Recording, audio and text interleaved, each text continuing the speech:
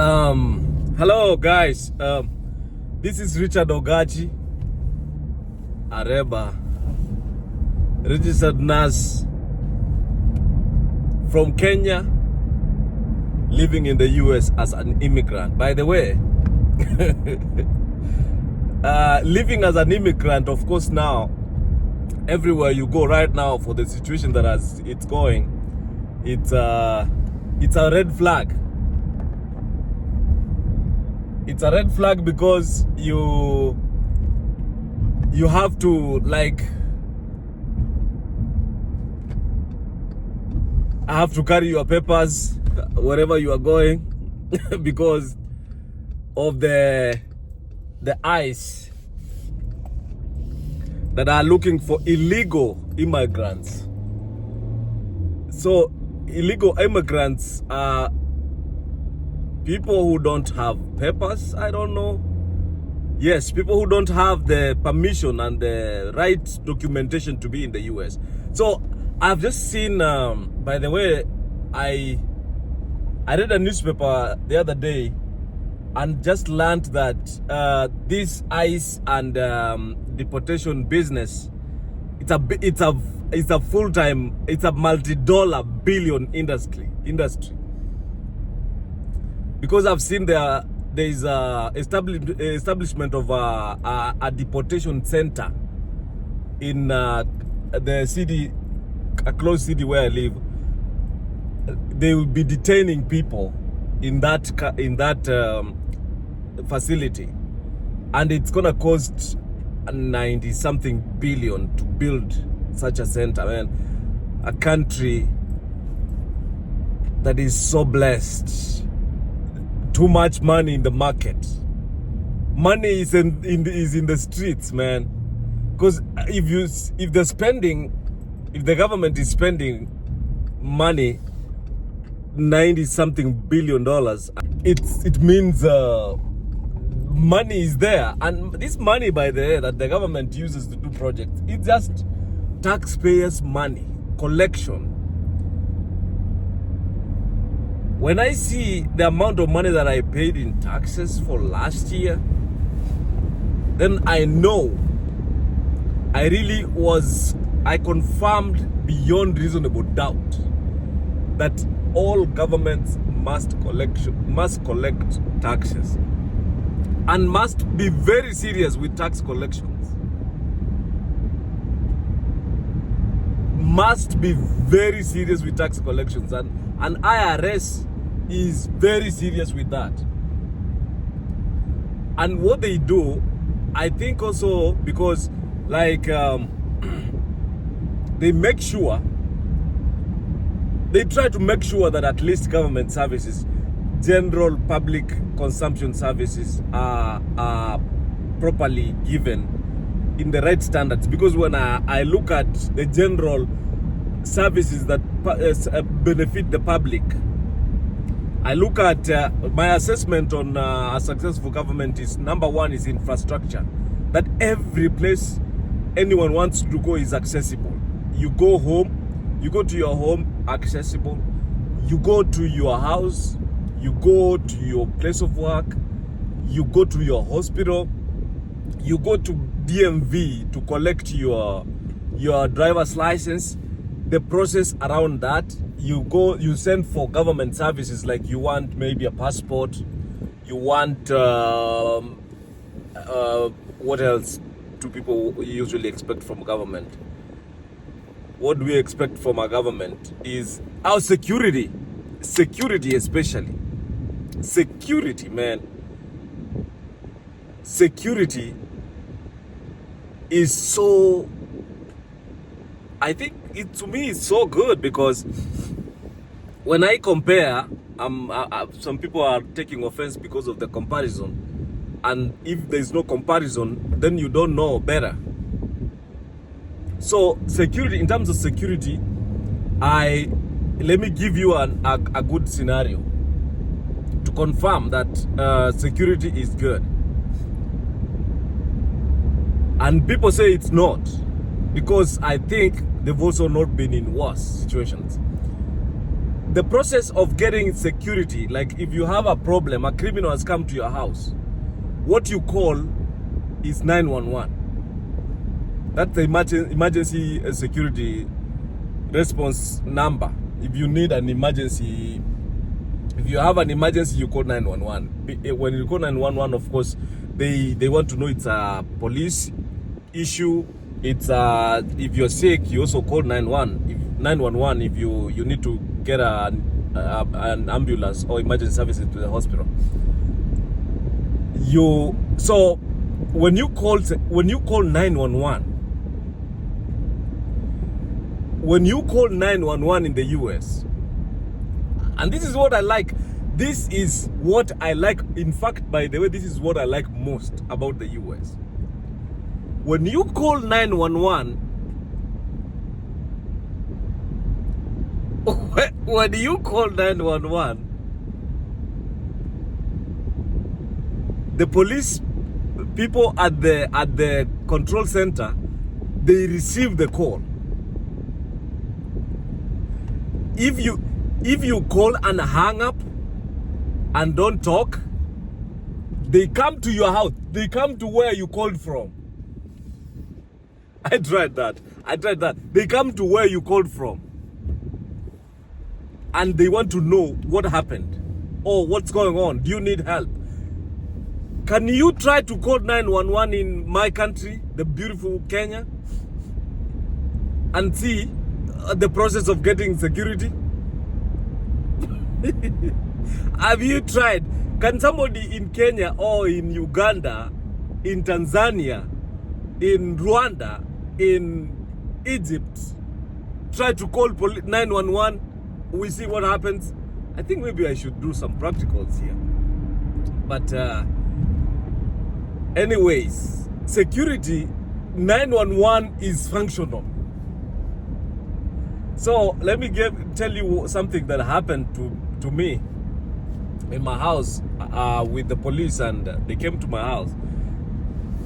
So I was sleeping, chilling in the house, and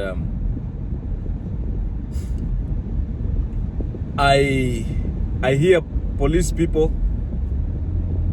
knocking on the door. Then they said, police department. So police department, I haven't seen like there was an issue, or maybe is there anything wrong? When I opened the door, they started explaining to me, we are here because you guys are too loud in the house. I think they said that the kid touched the wall to our neighbor's house. We lived in a duplex apartment. They touched the wall of our neighbor. So the neighbors called police. So do you know how many police officers came? 4 police vehicles, all with sirens, for the kid who was touched the neighbor's wall. You know what I did? You know what happened? I just knew this was a lifetime experience. Then I told them, guys, thank you for coming. Because I didn't know. I thought maybe if the neighbor was having really a problem with, I know it was, I was sorry for if maybe the kid banged the wall or touched the wall, whatever the case it was. I didn't hear it. I was in the house. Maybe it was loud to the house, which I was very apologetic about. At least maybe the neighbor would have just come and, tell me, or your kids or you guys are too loud in the house. The police, they call 911 for search.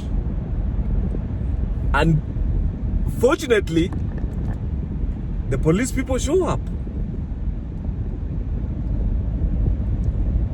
The police come to your house because kids have knocked the door or have banged the door that you are loud in the house. The neighbor cannot go to ask, cannot ask if you're too loud. Of course, I understand the dynamics around. Maybe if you went to knock in somebody's house and they are having issues, they may you never know. You never know because of the privacy and of course people's spaces.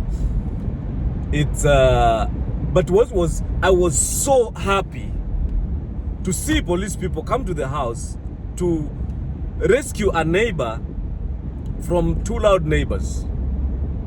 So we apologized, it's okay, and it was not okay, we apologized, it went down, and the police said, okay, you guys please don't make a lot of noise. But I ended up now having a conversation with them, and we exchanged numbers, and we laughed, and we talked. They told me, you know, I mean, you make sure at least you keep, you guard your neighbors' spaces, you know, don't be too loud.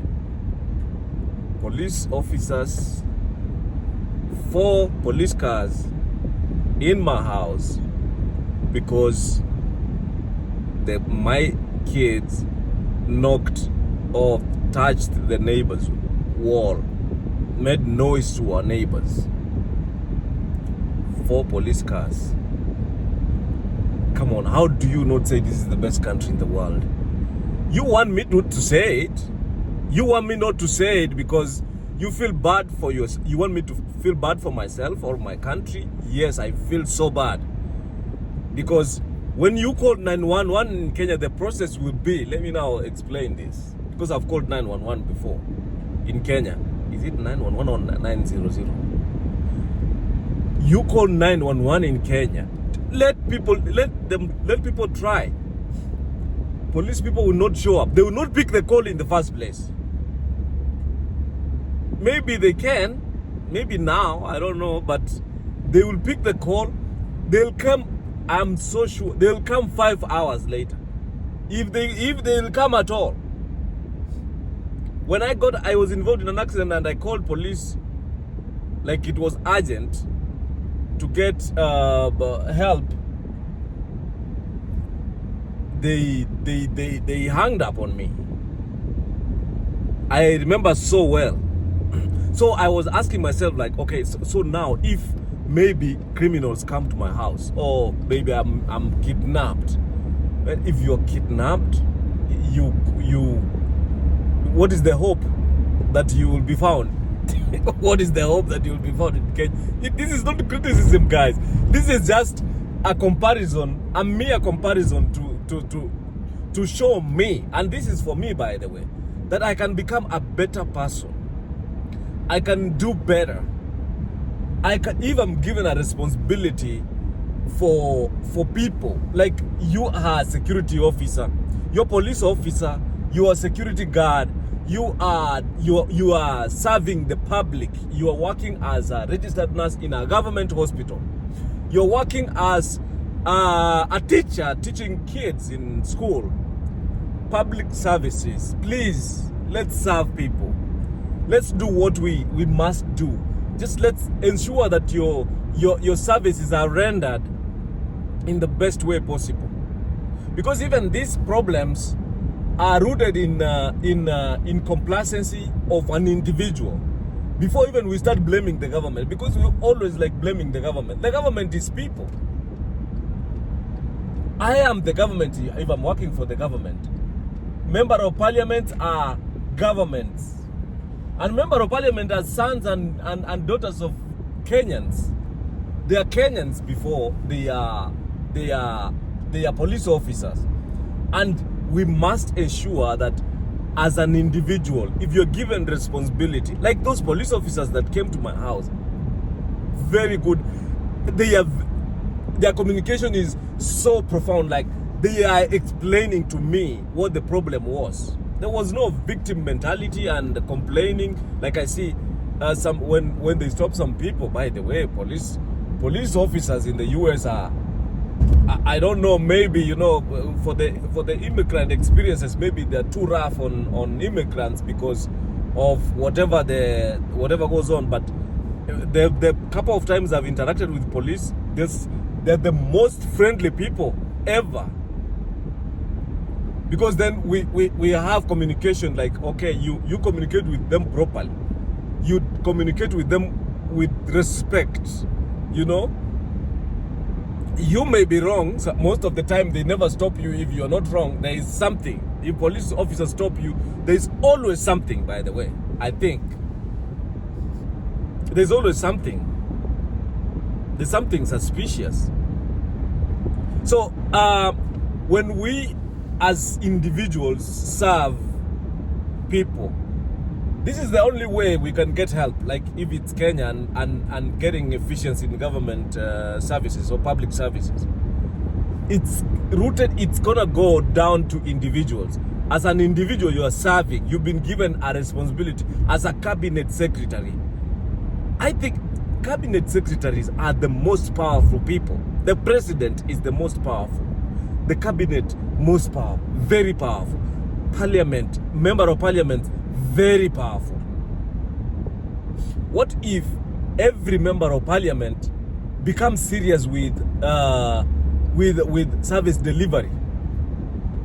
You make sure there's no wastage. You make sure that people are given services in the right way at the right time, and you're efficient as an individual. Look at the police officer who is in a police station. Of course, they have their own challenges, like maybe they don't have fuel, they don't have gas to come to you, they don't have the right security equipment, maybe they don't have guns.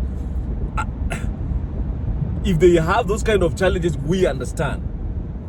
But of course, they have the bare minimum. They have a gun, they have the vehicle, the pickup truck they use in Kenya, the Black Marias. They can come to you and try to rescue you, but you see complacency. When you go to a police station or the chief's place, you need some help for something. There are too many complaints in the first place that they have a backlog.